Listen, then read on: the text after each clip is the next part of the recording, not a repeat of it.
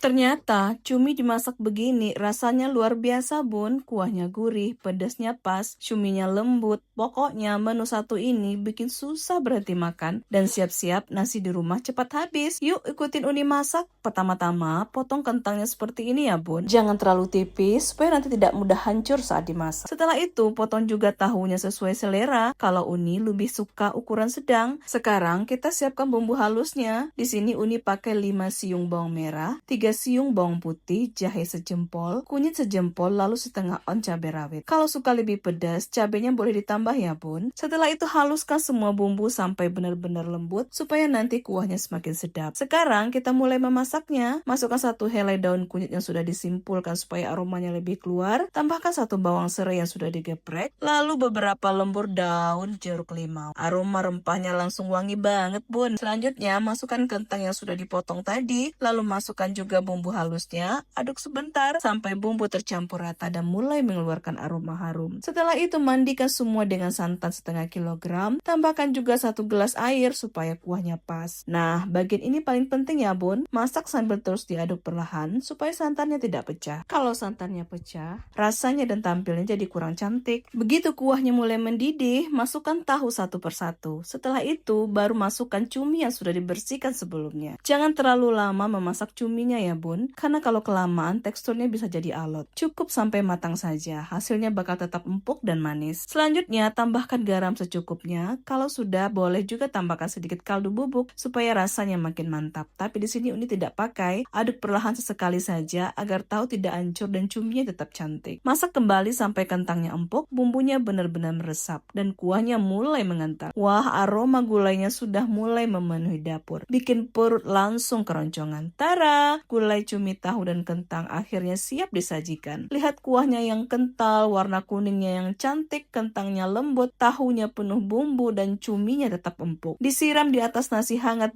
satu piring rasanya pasti kurang. Kalau di rumah ada cumi, wajib banget cobain resep ini ya bun. Bahannya sederhana, cara masaknya juga gampang, tapi soal rasa bener-bener juara. Cocok buat menu makan siang ataupun makan malam bersama keluarga. Kalau bunda suka masakan seperti ini, jangan lupa direkuk ya bun.